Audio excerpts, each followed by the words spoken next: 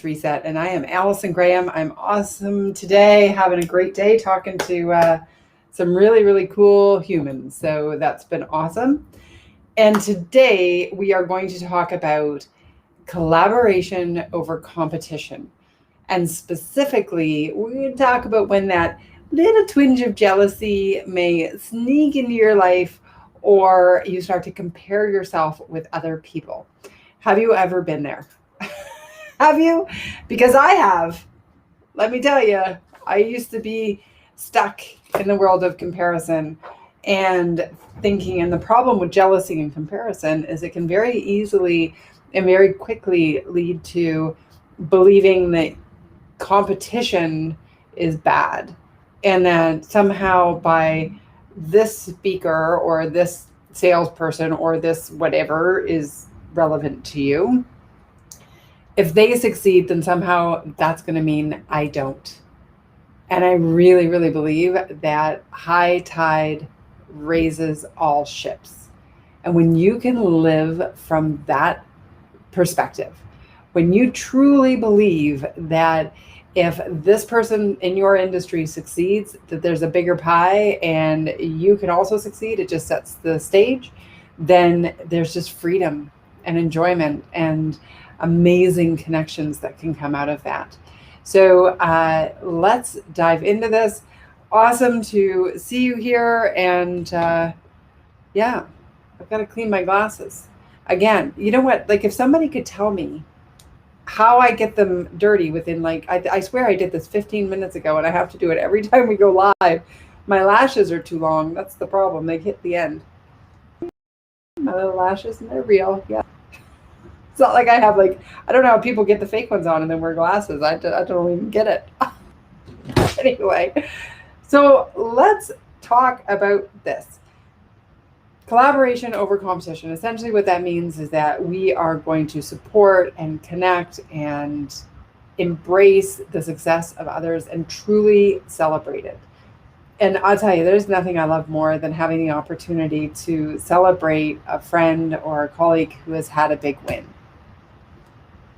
And that wasn't always the case for me.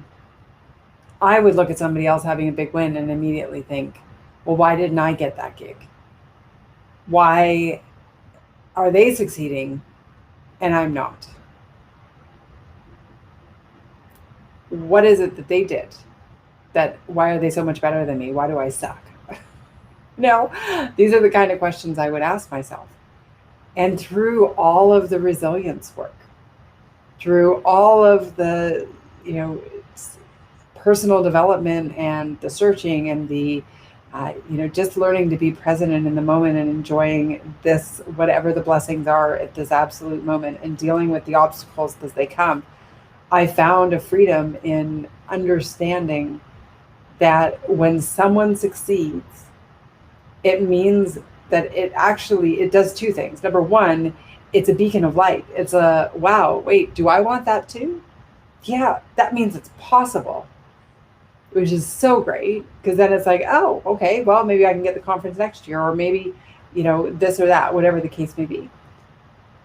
But the big piece of the puzzle that was just unlocked it all for me was realizing that when we compare ourselves to someone else and maybe even feel jealousy around that, it actually is a mirror. It's holding up a mirror of what do I want in my life? And potentially how it ended up for me is going, why didn't I get it?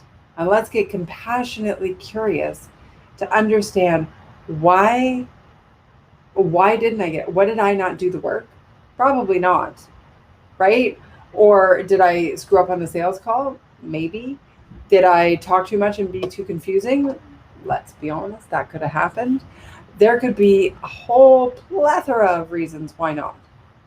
And so when somebody else succeeds, if it causes something in us, it's usually because we know that if we would have done the work, we could have achieved it too.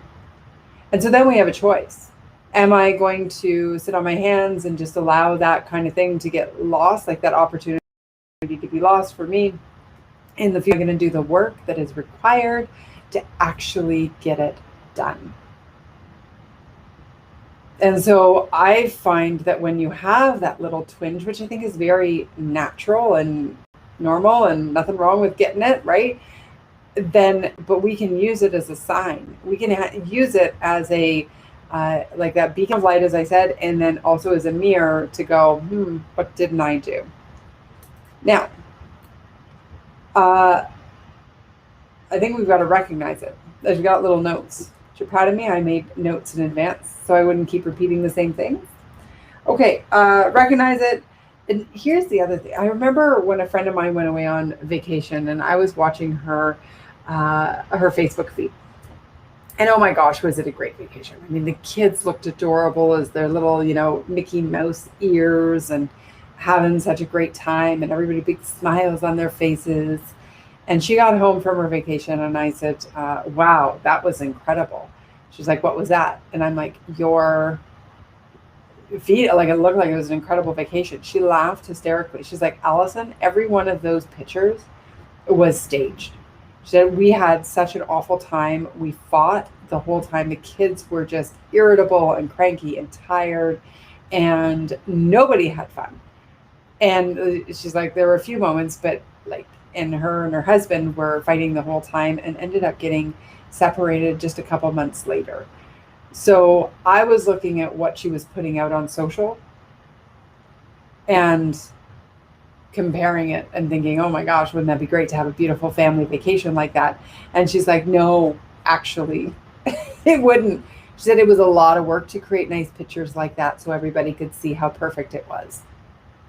And I know we hear a lot about the concept of where comparison is compared, and especially with social media, comparing our internal reality to someone's public persona. And we hear that, and yet it's still so easy to do, right? Like it just is, I think, part of the instinct. And so when you hear a story like that, that was the first time, that was several years ago, but that was the first time I ever went, oh,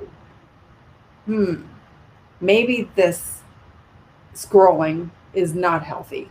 Maybe I should stop comparing myself to people who are having their adventures. And even during COVID, every now and again I'll be scrolling and see somebody just having a blast at a concert or something, and I'm like, oh, they must live in a world, like, place in the world where it's all open and everybody's having a blast, and oh, I feel so jealous, I really want that, like, natural. And then I look and it's like throwback throwback to the time, so we can make these snap judgments that are completely off base if we're not careful and make decisions to actually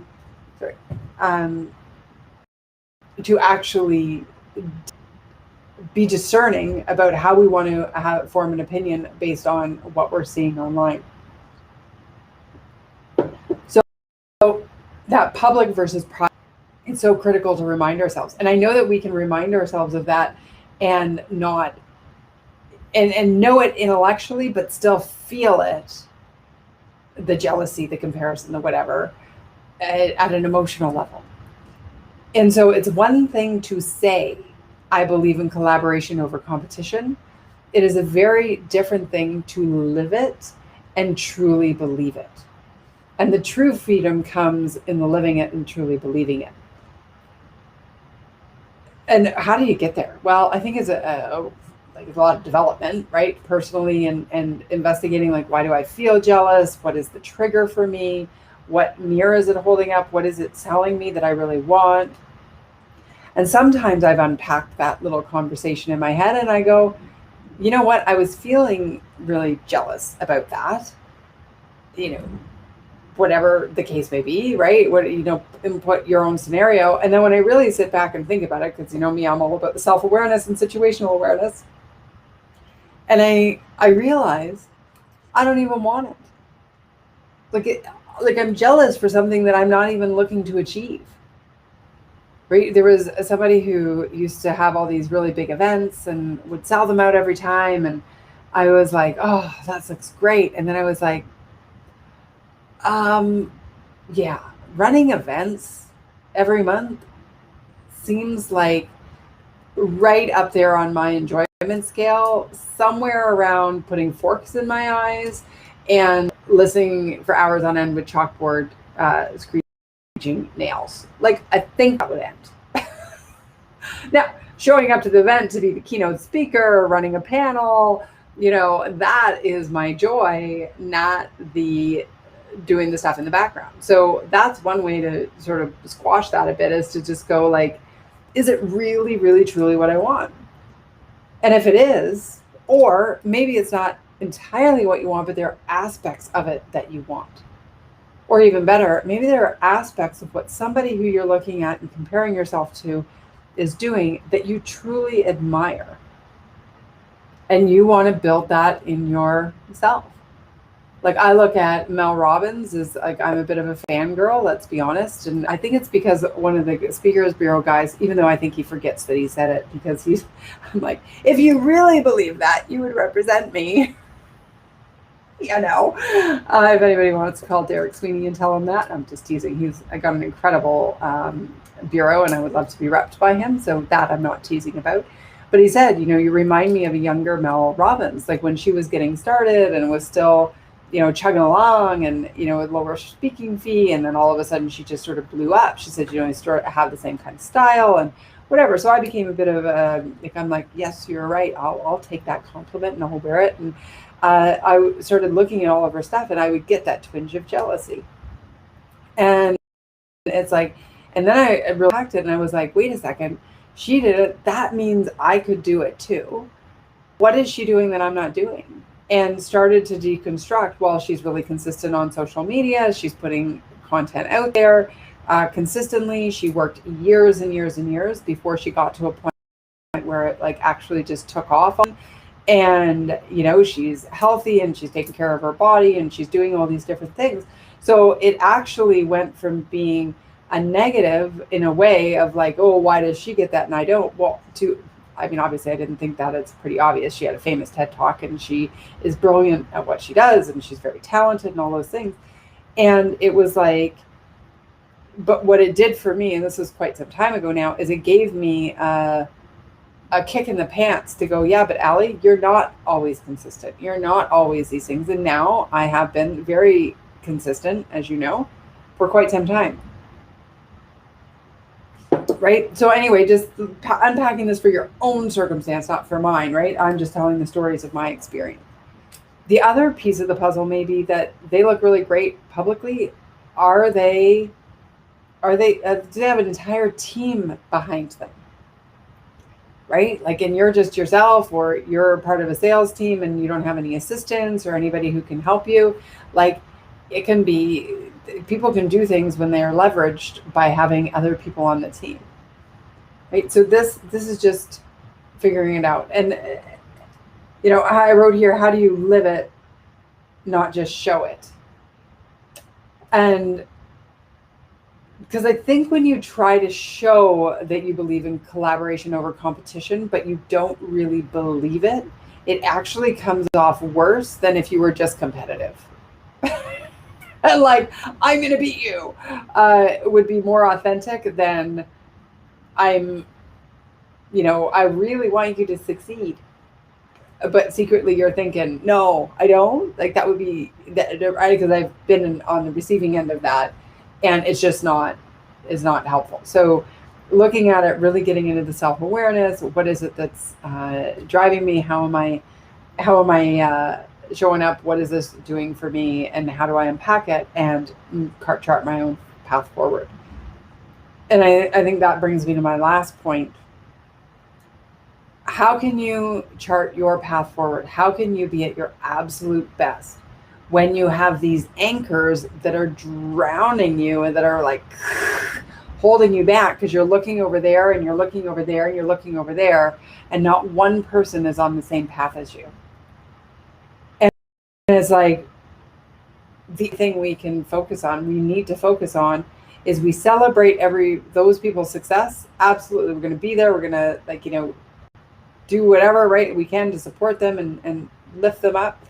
But the only thing we need to worry about is showing up and being our absolute best. And what does my path look like with all my variables? and asking yourself that and going, okay, what variable am I dealing with that makes there's absolutely no way I could have the same thing that that person has. It just isn't.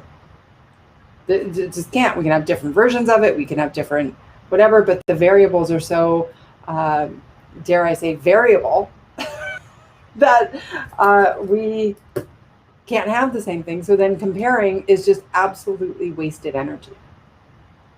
And I like anything that takes us away from our sweet spot and performance of sweet spot of performance, productivity, and profitability is wasted energy. It's just not helpful to the greater good. And so let's stop comparing ourselves. Let's stop having that little twinge of jealousy and really embody the essence of collaboration over competition. So how would that look? Well, creating relationships and friendships with people who are your competition, if it makes sense in your industry or your lifestyle.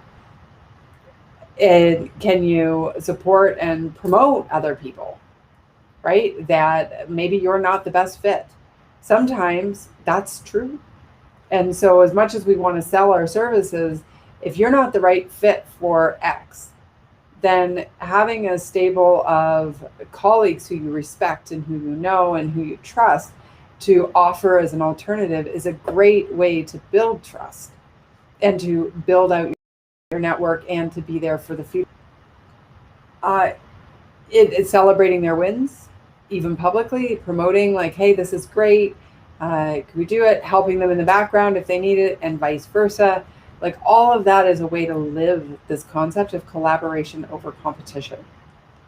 And it really does, I think, though, take confidence.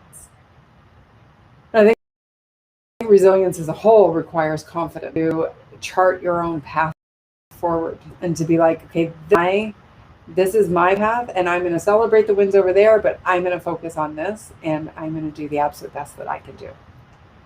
So I'm going to close it there, and I hope you've got some of this. Let me know in the comments. Are you someone who truly embodies the idea of collaboration over competition, or are you someone who feels the jealousy and the comparison and it makes you feel small and sinks you?